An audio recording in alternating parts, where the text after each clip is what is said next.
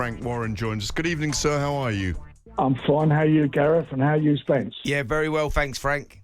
Very well indeed. Frank, thank you very much for lunch earlier in the week. Well, not just me, but a group of us. One of the things you outlined, which I hadn't noticed, was 4 undisputed titles from May to the beginning of June. Now, you said the word yourself over lunch. Unprecedented. Neuer, Nui, Better be Evan Bivol, Canelo. Fury and Usyk, obviously, and Canelo and Munguia. What a time, Frank. Well, it is. I mean, that's why I get a bit annoyed with some of the sports, or boxing writers or sports writers, whatever they class themselves as, who keep having pops at the sport. Talking about, it's a sleazy sport and this doesn't happen and that doesn't happen. And they use us as, I think, as whipping boys sometimes, or they think they can.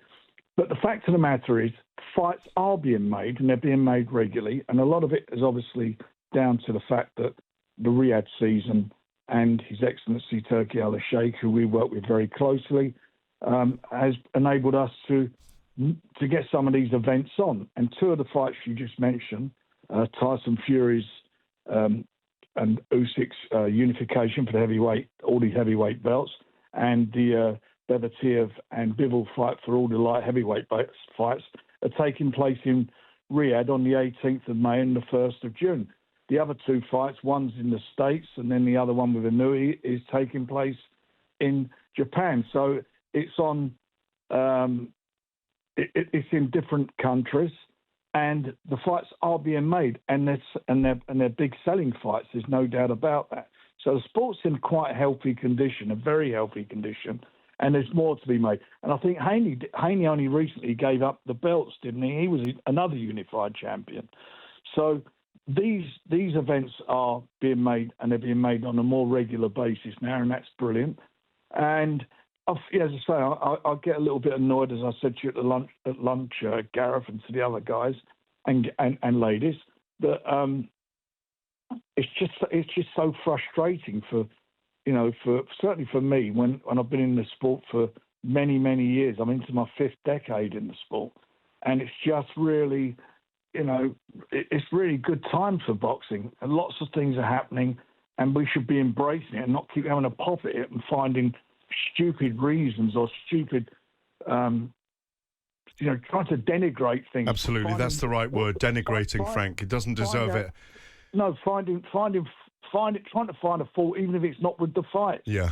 It's ridiculous. Frank, one of the things everyone's got really excited about, and I quote you, I will be taking a megaphone to Brentwood. I'll be driving to Brentwood with a megaphone to wind up Eddie Hearn when I beat him. Lovely quote this week. Now, you've always been rivals with the Hearns, but at the moment you're working together, but you're also working against each other, and I love the irony.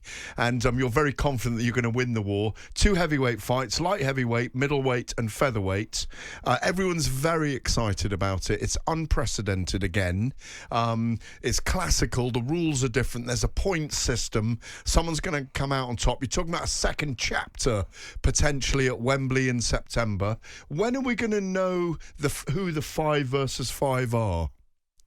It all will be revealed on the 15th of April here in London, and you will then obviously there'll be it will be revealed, and I promise you they are very, very exciting fights. Lots of speculation going on, but these will be very, very, very competitive fights.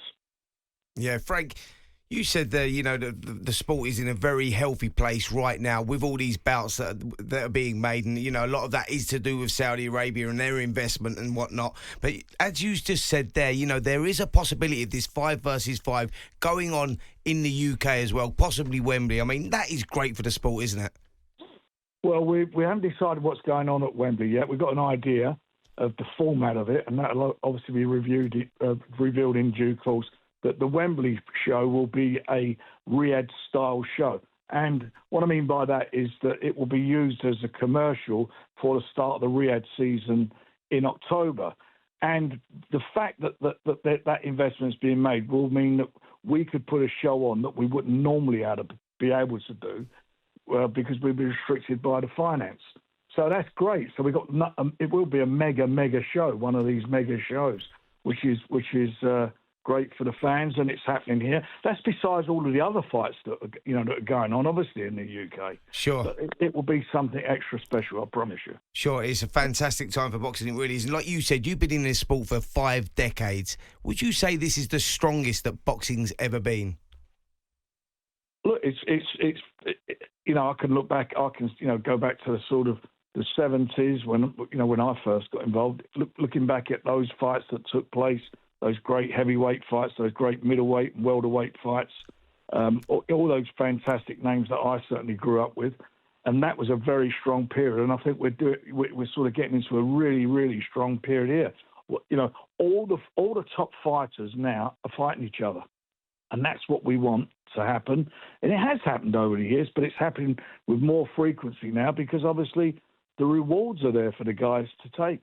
Can we ask you about the heavyweight division right now? One of the things that I've been very excited about in the last...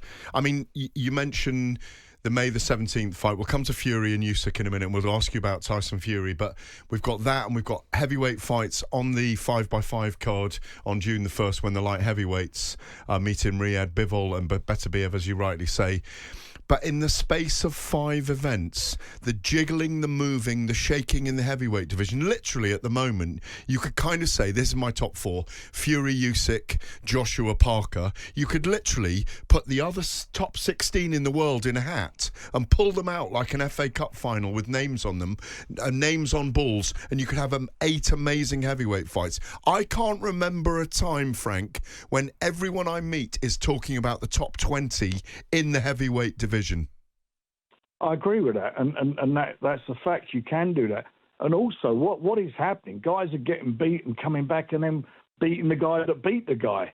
So, you look at the sort of the three fighters with three fighters involved in fights like Wilder. You look at Parker, as you mentioned. You look at Joe Joyce, and it's like one's beat one, the other one beat the other one, and It's a merry-go-round, isn't it, really? It's a merry-go-round. It's like a Super League, really, for the heavyweights, isn't it, Frank? Like, a loss doesn't determine that they're then out of the game. No. They still got an opportunity to come back again because that's what you're creating, the best fighting the best, which means the 2 losers effectively can still fight because they're 2 great fighters. Frank, in four events' time, who's going to be the man of the era?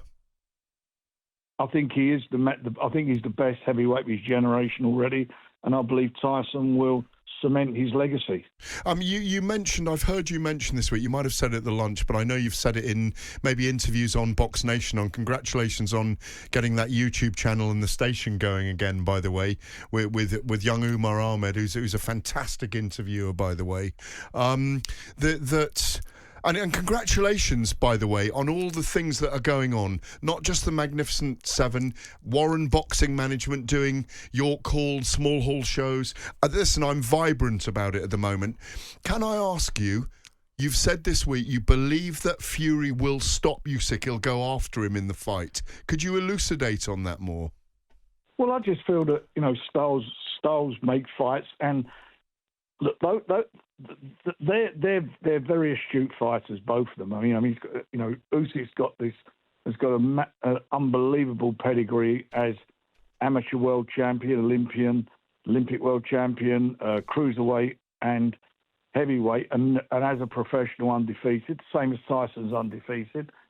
And Tyson's a 2-time heavyweight world champion, having beaten, I believe, the fighter of his generation in Klitschko. Went to Germany. He's adopted back his adopted country and done a job there on him, and then went off to the States and done the same thing on Deontay Wilder. He's the guy to beat, and obviously a lot of people at the moment feel because of Usyk's two wins that he had over Joshua that he may have the beating of Tyson, and they may look at Tyson's last performance against Ngannou and then and feel that there is some weakness there. And maybe Usyk feels that way.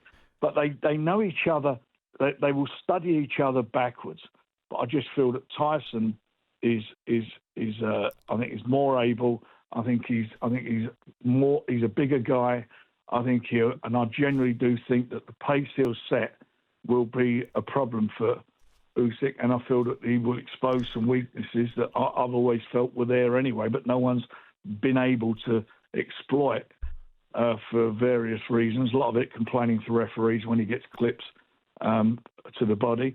But I just feel that Tyson will beat him, and I feel he will stop him, and I think he'll stop him mid-fight. Yeah, this is where I'm at with that, Frank, where Alexander Usyk has always had the boxing IQ over his opponents, and he works his opponents out, and he's done that with Joshua. He's done that a couple of times with Joshua. What Tyson Fury has got is great boxing IQ, and he's got that adaptability. He's changed his style. Where he used to move around a lot and utilise the ring a lot, he now stands and holds his ground a lot more, but he's very smart with it. He feints a lot, and that's why I go with Fury on winning that fight as well, because I think adaptability is key here, and that's why I think he wins. The question I want to ask you, Frank, is, do we get it twice? Are they going again? Is there an immediate rematch with this? And obviously, if it goes one way and the other, could we have it 3 times? Look, there is a rematch clause, and these guys are getting paid significant sums of money, and I'm sure the loser will want to dance again, and I'm sure the loser will call the rematch, which will be his right. Couple of other things, Frank, very quickly. talkSPORT are live at Wardley and Clark. Fabio Wardley and Fraser Clark tomorrow night. Very important fight for both men. Wardley has looked very good, 16 knockouts in 17 as a pro. Fraser Clark, 6 knockouts in 8, maybe hasn't had his moment yet. I just want to get your opinion on that fight tomorrow night. Well, I was quite impressed with Fabio when he fought David Adelaide. You know, the fight started off, and I thought Adelaide started well, but he just stuck to his task, and obviously beat David, stopped him. He's obviously a tough guy. He comes from an unlicensed background? Yeah, you know all about that, Frank. Yeah, I certainly do. But he's a tough guy. Whereas Fraser comes from an Olympian background.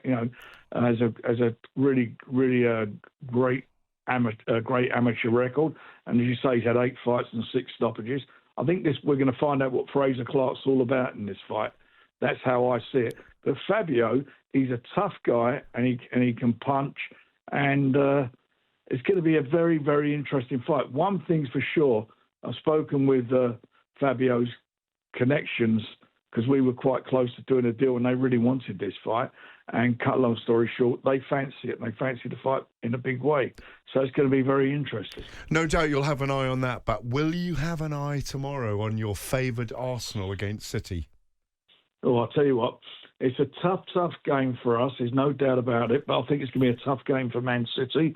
And I genuinely believe that we can win it. If we get a draw, I think that'll do. But I genuinely think we can win it. I think we've got belief. I think we've got a team that does believe in themselves. And as much as I've been banging on about we need a striker, the fact of the matter is they're scoring more goals without a designated striker. The whole team seem to be strikers at the moment. Frank, thank you so much as always for joining us. Always a pleasure to listen to your wisdom on boxing. Have a great evening. Enjoy the game tomorrow. Thanks, Frank. And to you both, all the best. And listen, it's not just me as well, it's Spencer. Frank, I was actually invited in the box that day that I saw you at there by Steve Perdue. I was in the box number 1 with Steve Perdue, Jake Wood and Frankie Dettori and all of those. But I'm actually a Tottenham fan. Are you really? He's a horrible little man. He's a horrible little man, isn't he? The only time you ever see me is when I go to Arsenal, because all my mates are Arsenal fans, and I always go to the box at Arsenal. I go to Arsenal more than I go to Tottenham, actually. All right, well, the next time you come over there, I should put some garlic around you. There you go. Frank, exactly. But all my family are Arsenal, just putting it out there. There you go. Yeah, Frank. well, it's the funny thing. My brother's a Spurs fan, but he got dropped on his head when he was a baby. Brilliant stuff. Enjoy the boxing and the football tomorrow, Frank. As always, thank you so much. Thanks, Frank. Bye, fellas. Bye. On AM, on DAB, via the talkSPORT app, and on your smart speaker. talkSPORT.